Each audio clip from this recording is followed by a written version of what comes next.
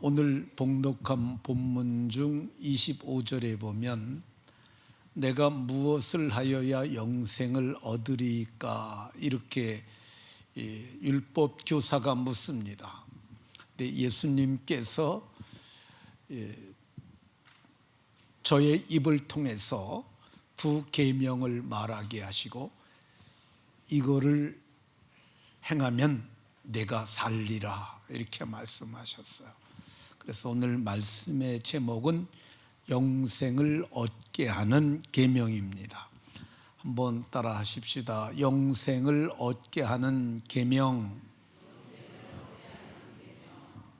네, 옆 사람과 서로 이렇게 눈을 보고 인사하면서 복을 이렇게 빌어줍니다.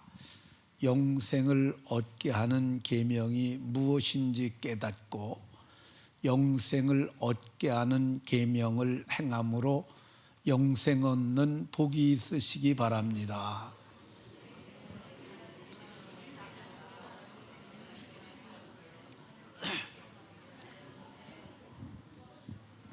네, 영생 얻는 계명이 무엇인지 깨닫고 또 영생 얻는 계명을 지켜 행함으로 모두가 영생 얻는 복이 모두에게 있으시기를 예수 그리스도의 이름으로 축원합니다.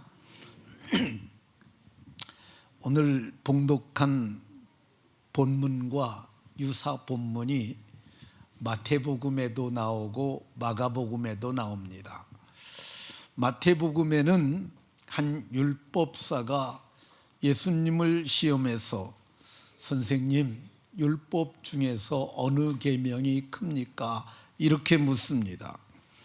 예수님께서 말씀하시기를 내 마음을 다하고 목숨을 다하고 뜻을 다하여 주 너의 하나님을 사랑하라 하셨으니 이것이 크고 첫게 되는 계명이고 둘째도 그와 같으니 내 이웃을 네 자신같이 사랑하라 하셨으니 이 두 계명이 온 율법과 선지자의 강령이니라 이렇게 말씀하셨어요.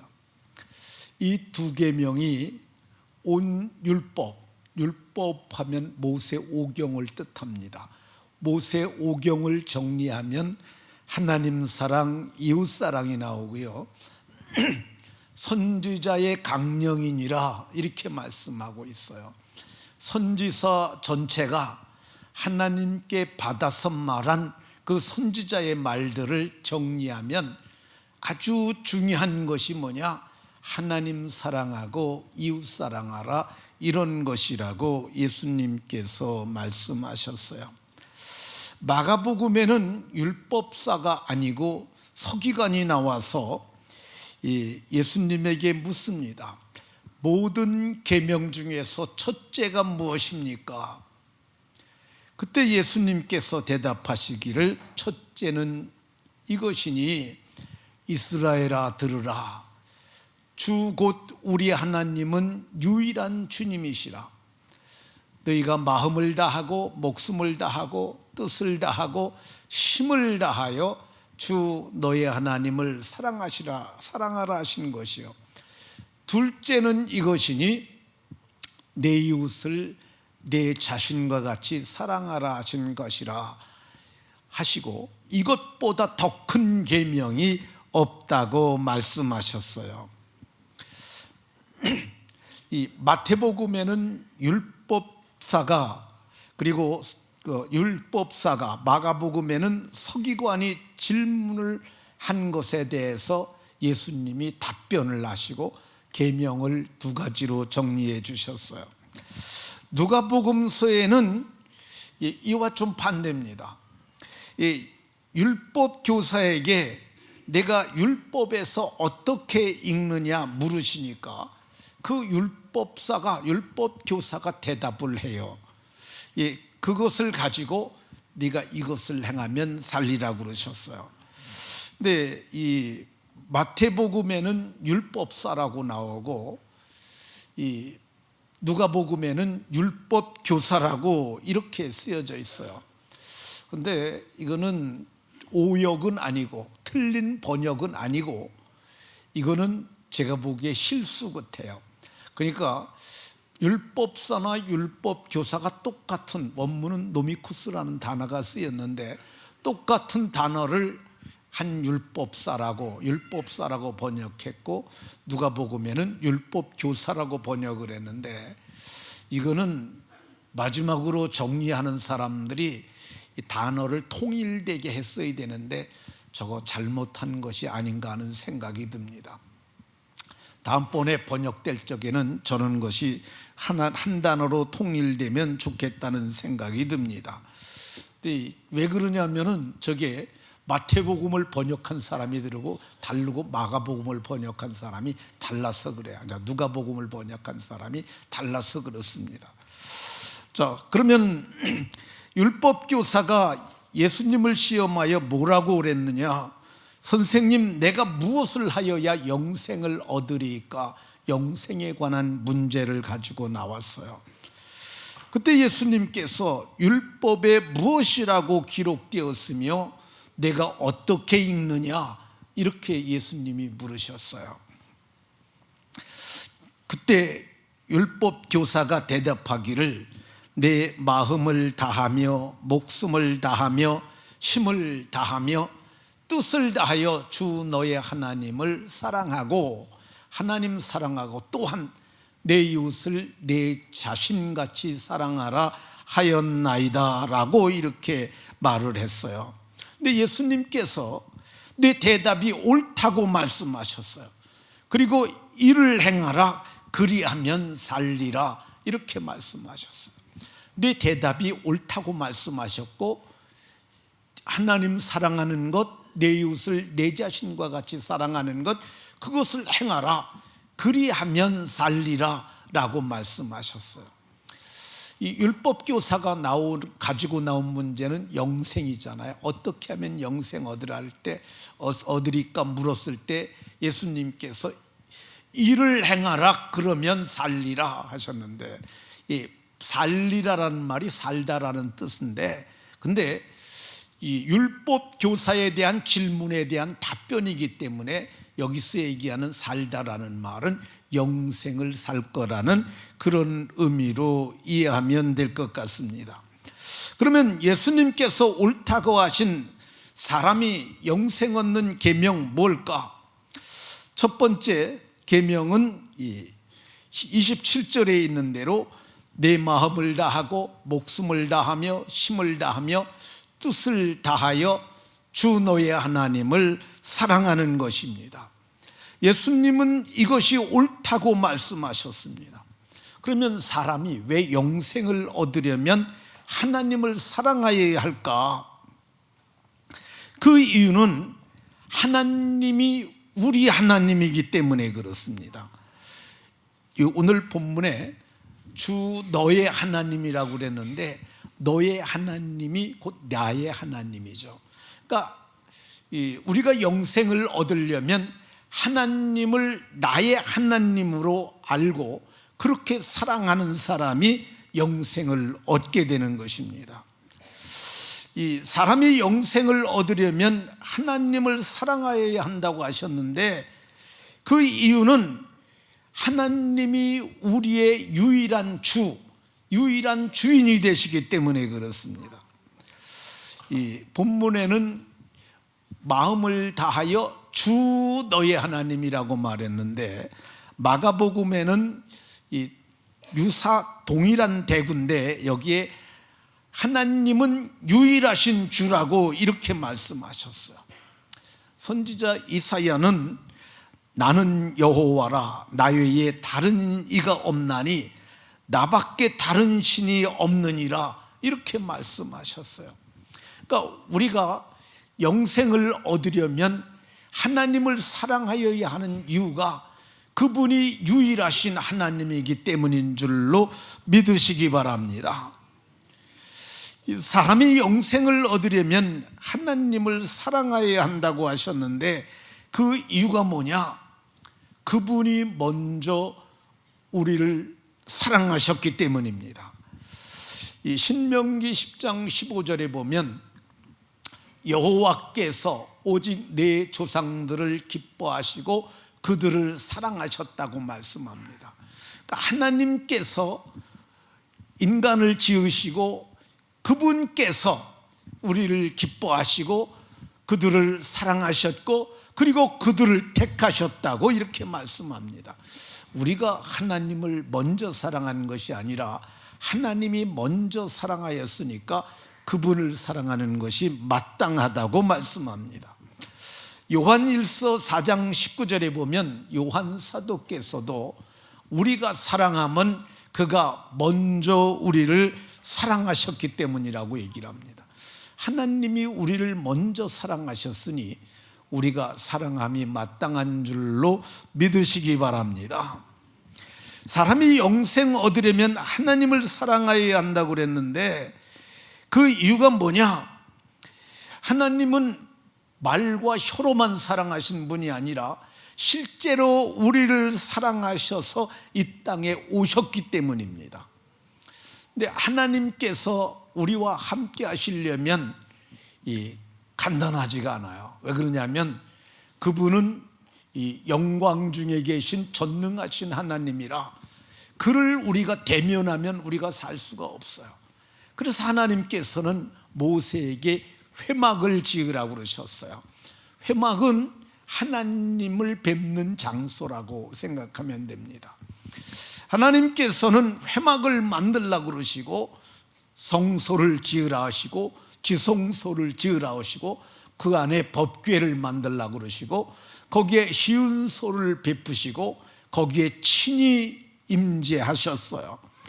성경을 보면 출애굽기 33장 9절에 보면 회막에 들어갈 때 하나님을 뵙기 위해 들어가는 거죠.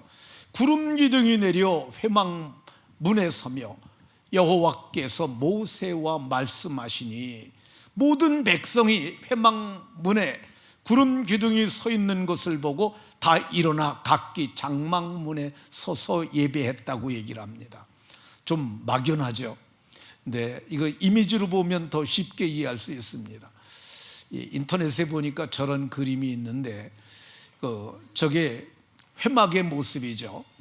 울타리가 쳐 있고 남쪽으로 문이 있고 그 안에 들어가게 되면 하나님을 예배하는 기구들이 있고 그리고 가운데 있는 것이 그 안에 들어가게 되면 그게 성소고 그 안에 지성소가 있고 거기에 여호와의 언약궤가 있고 하나님이 신비하게 그곳에 와 계셨습니다.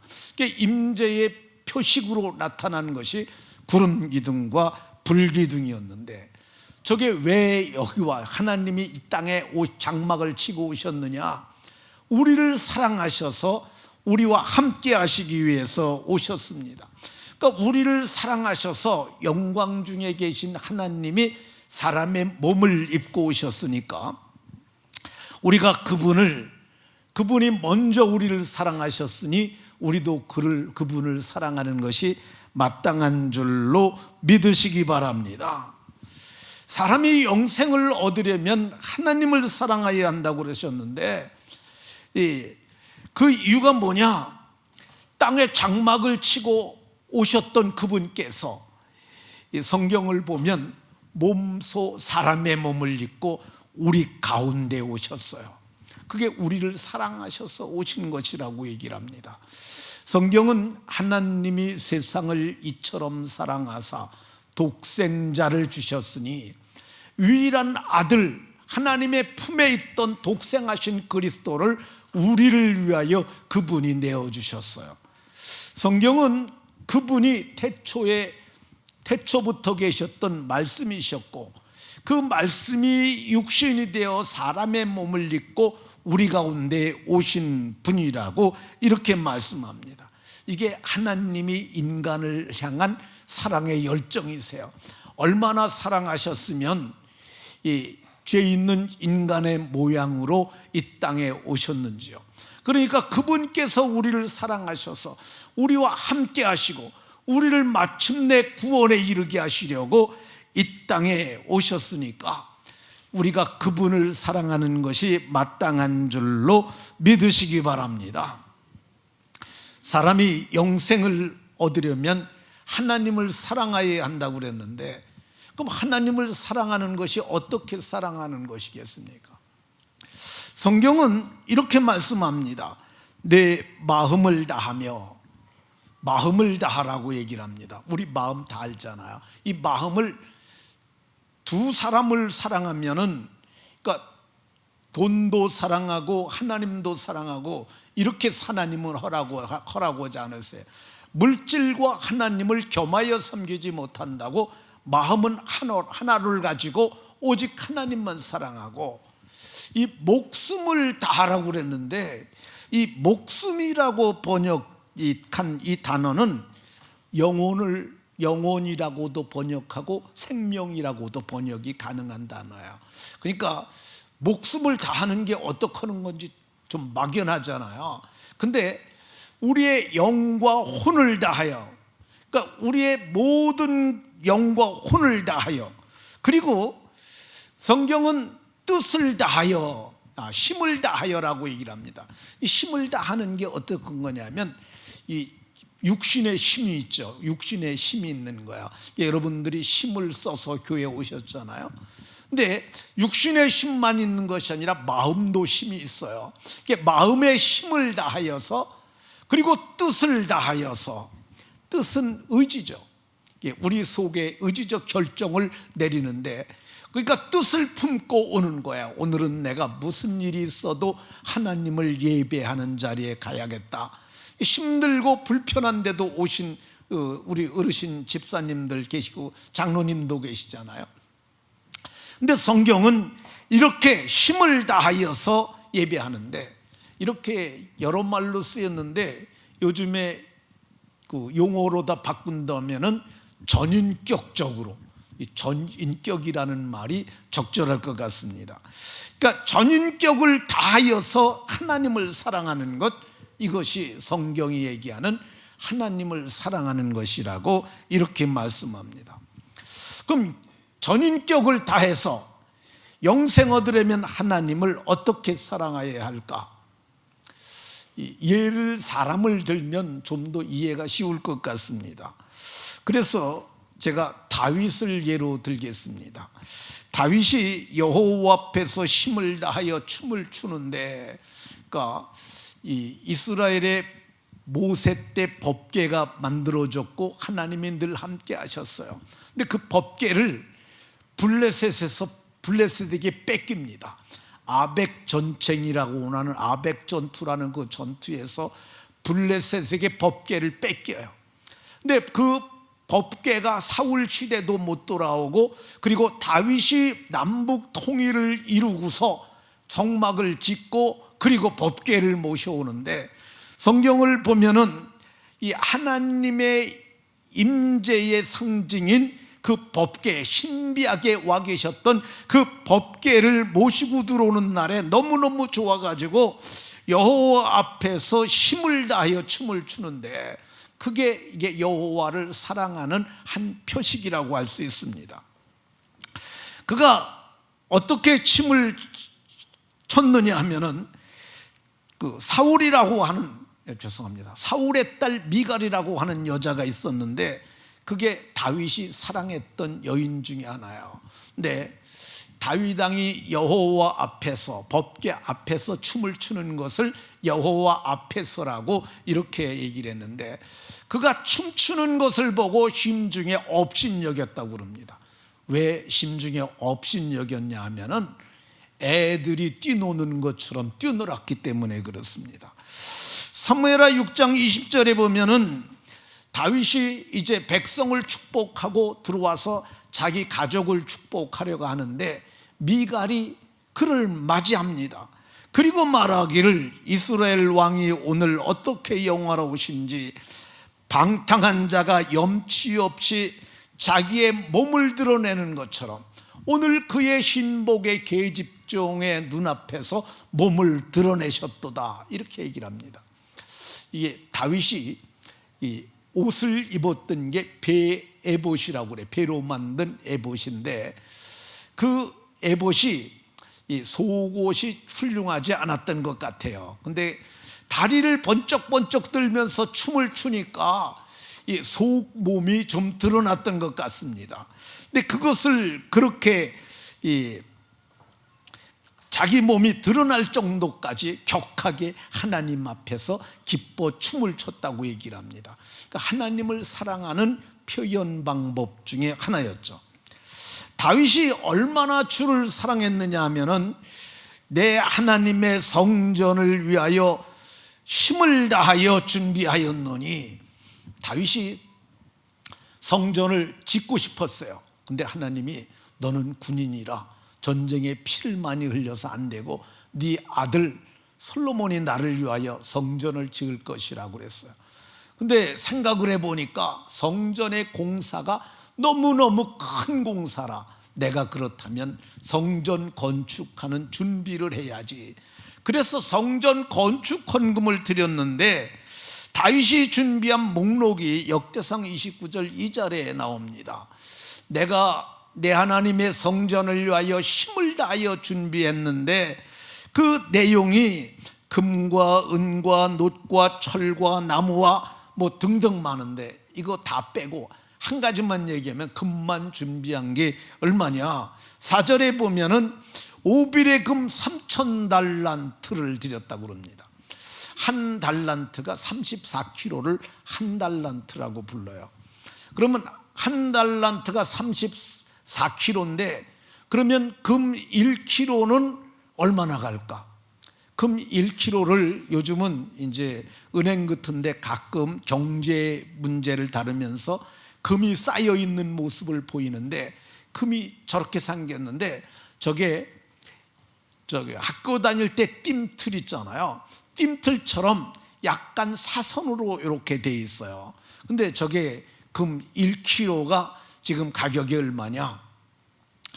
현재 가격으로 얘기를 하면 하나가 1kg가 9천만 원 정도 갑니다.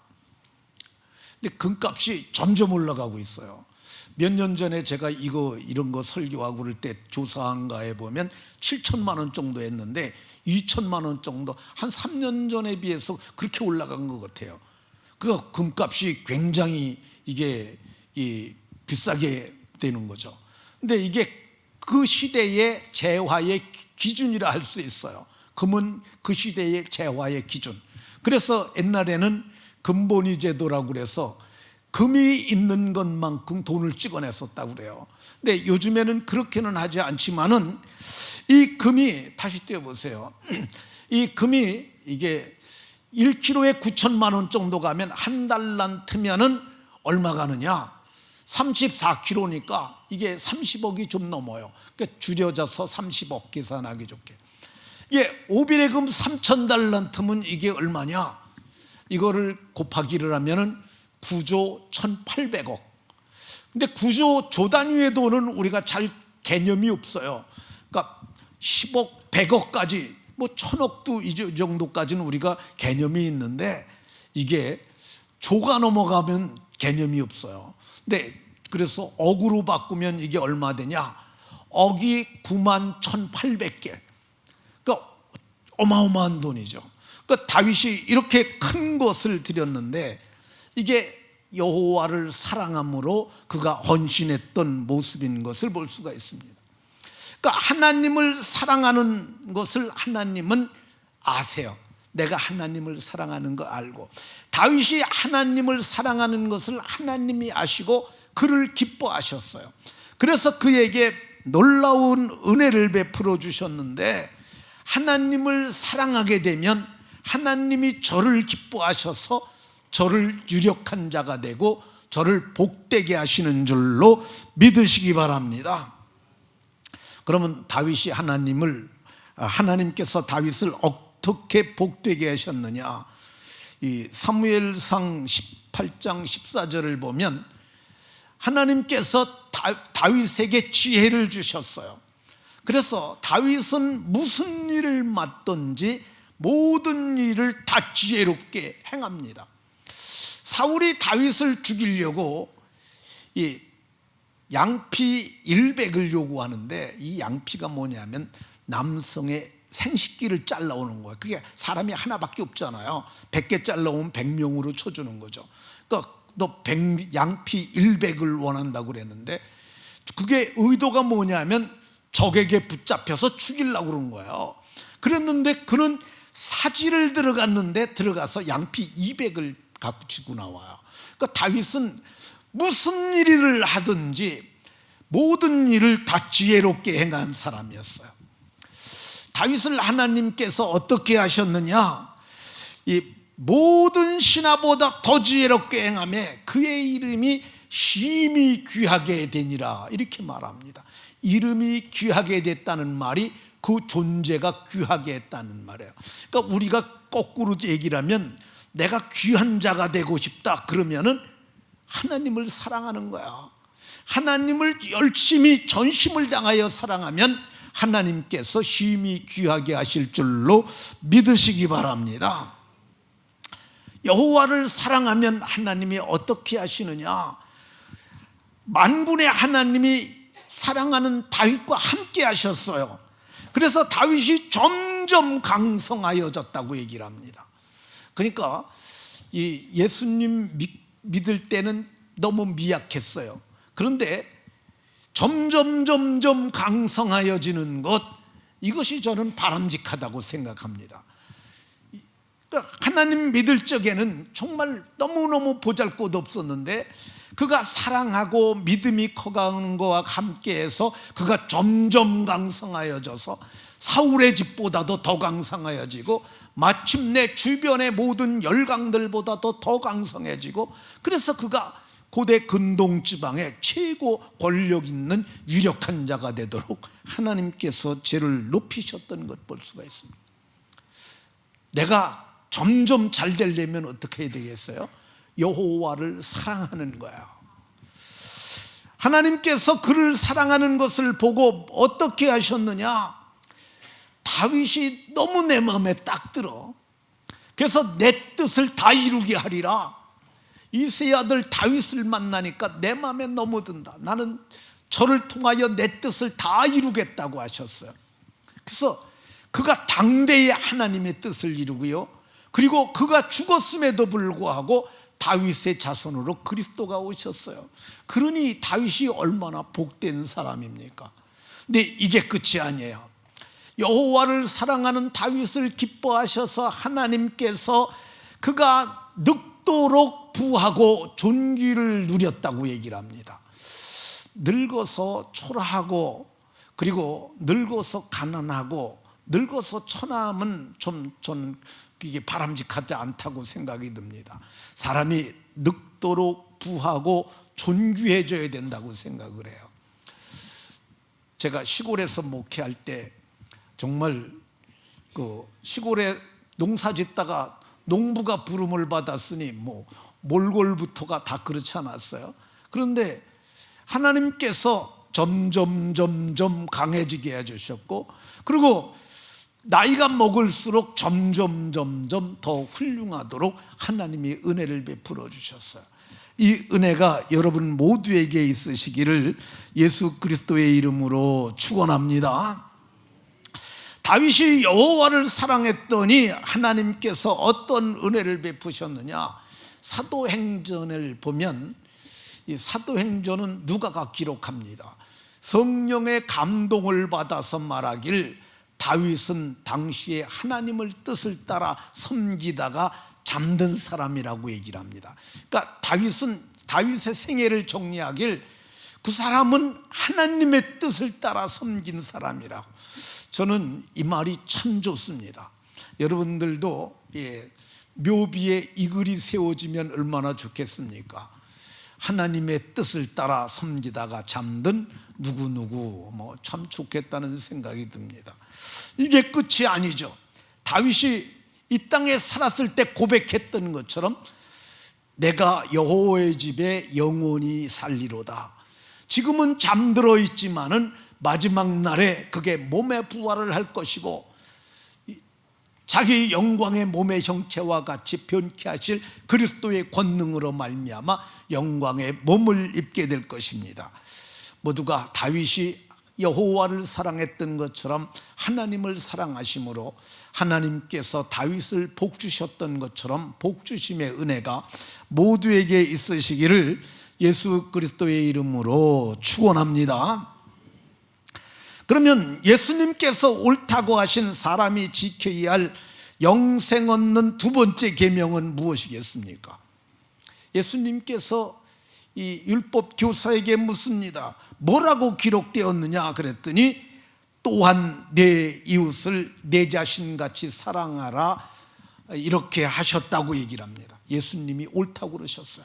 영생 얻으려면 내 이웃을 내 자신같이 사랑하라고 그렇게 말씀하셨습니다. 근데 이 말을 들은 이 율법사가 자기를 옳게 보이려고 다시 묻습니다. 그러면 내 이웃이 누굽니까? 이렇게 물었어요. 그랬더니 이게 선한 사마리아 사람의 비유라고 하는 이 비유를 말씀하셨어요.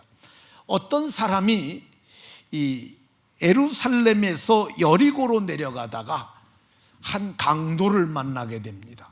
근데 강도가 팼어요. 두들겨 패서 이 몸이 이제 그 아주 만신창이가 됐는데 거기다가 그가 가진 소유를 다 뺏었어요. 그리고 그때 당시는 옷이 꽤 값이 나갔습니다. 그러니까 옷도 벗겨놓아 버리고 그래서 거의 죽은 것 그걸 버리고 갔다고 그럽니다. 길거리에 사람이 거의 죽어갖고 누워있는 거예요. 근데 거기 제사장이 지나갔어요. 제사장은 이스라엘의 제사를 맡은 레위 지파의 아론의 자손들이에요. 이 사람들은 족보 있는 사람들이에요. 하나님 잘 믿는 사람인데 그걸 보자 못 본 척하고 지나갔어요. 근데 그 뒤에 레위인이 왔어요. 이 사람들은 제사장은 아니지만 성전에서 수종 듣는 거기서 밥 먹고 사는 이 종교인이에요. 그런데 그 사람도 못 본 척하고 지나갔습니다. 근데 어떤 사마리아 사람이 그걸 보게 됐습니다. 이 사마리아라고 하는 땅은 지도상으로는 이스라엘 안에 있는 땅이지만은 그게 사마리아가 이 아수르 왕이 쳐들어왔을 때 사마리아 사람들을 그 도시에 있는 사람들을 몽졸이 다 데리고 갑니다. 지네 나라로 아수르로 데려가 버렸어요. 그리고 아수르 사람들을 거기다 갖다 심어놨어요. 그러니까 이스라엘 땅에 있는 이방인들이죠. 저 사람들은 혈통도 좋지 않고 이 유대인들이 보기에는 짐승 같은 사람이에요. 이 사람들도 하나님을 믿긴 믿는데 그 믿음이 이스라엘처럼 정통이지 못하죠.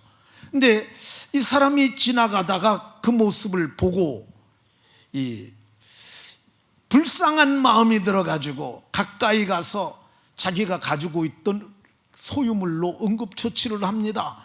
기름을 발라주고 포도주를 상처에 붓고 그리고 자기의 옷을 찢어서 그를 싸매고 짐승에 태워가지고 주막에 데리고 가서 그날 밤에 고반 죽었었으니까 그걸 밤새도록 간호를 해요. 그리고 잠을 제대로 못 자고 그러나 일정이 있으니까 가면서 2데나리온을 줍니다. 1데나리온이 당시에 1인 노동자 1인의 인건비라고 생각하면 되는데요. 그러면 우리 돈으로 40만 원을 내준 거예요. 그 20만 원을 노동자 일당으로 보면은 여러분들 같으면 쉽게 내주겠어요? 데리고 오는 것도 힘들었을 텐데 그렇잖아요. 나귀에게다 2명이 탈 수는 없으니까 자기는 걷고 그 사람 태워가지고 와가지고 자기 방에다가 뉘어놓고 밤새도록 그 간호하고 그리고 여관 주인에게 이 40만 원 주면서 이 사람을 돌보아 주시오. 그리고 부비가 더 들면 부대 비용이 더 들어가면은 내가 와서 그때 갚아주겠다고 얘기를 합니다. 그러면서 예수님이 물어요. 이 3명 제사장, 레위 사람 그리고 사마리아 사람 이 3사람 중에 강도 만난 자의 이웃이 누구겠느냐? 여러분들 보기엔 누구 같아요? 제사장 같아요? 레위 사람 같아요?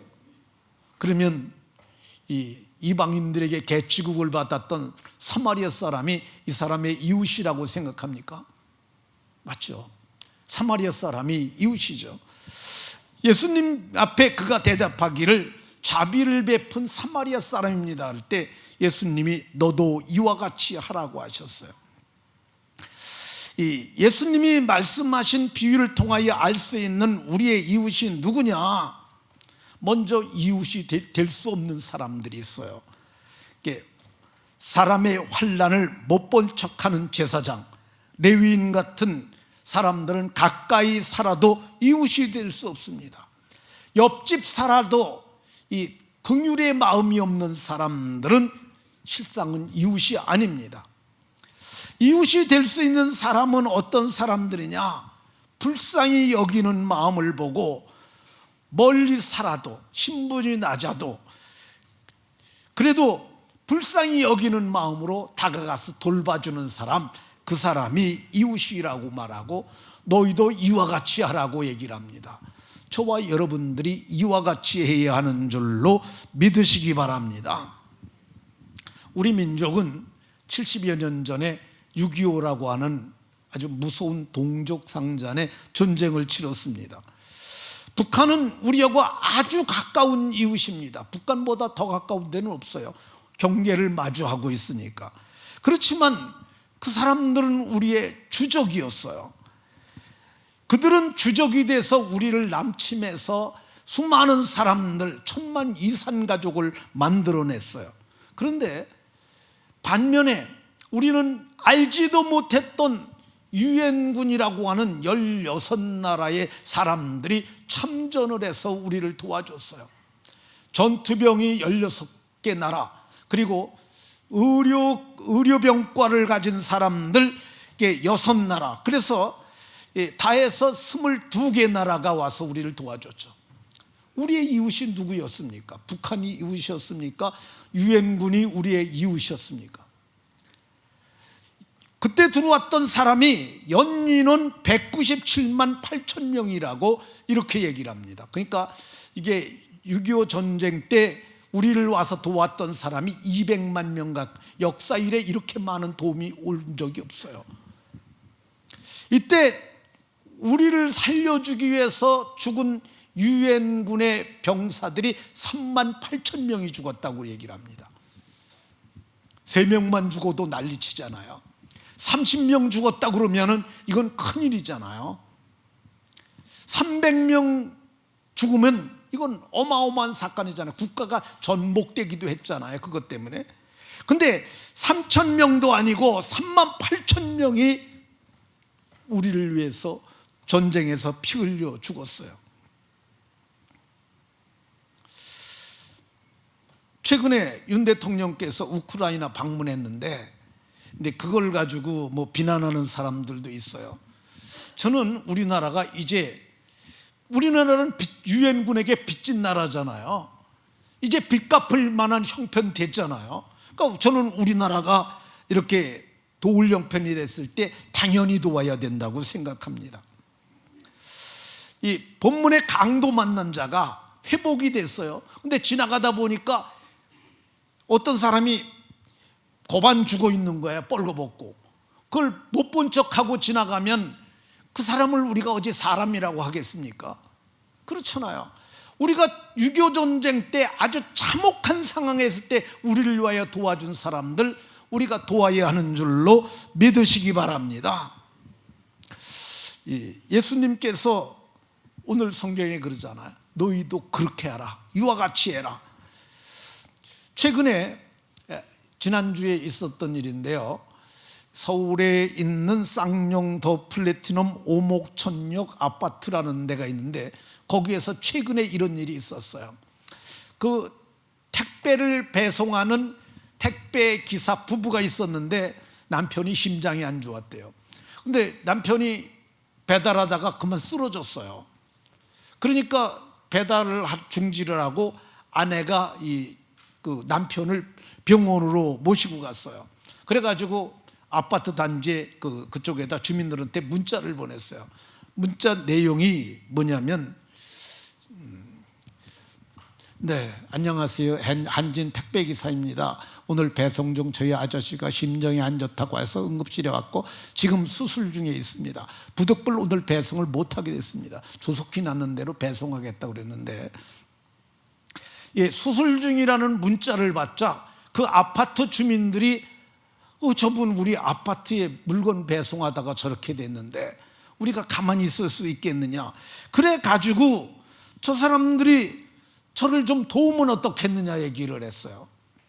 그래서 그들이 그 아파트 공지하는 곳에다 공지를 했는데 그러니까 930세대 아파트 중에 107세대가 동참을 해서 248만 원이 모금이 돼서 그걸 가지고 저들에게 전달했다고 얘기를 합니다.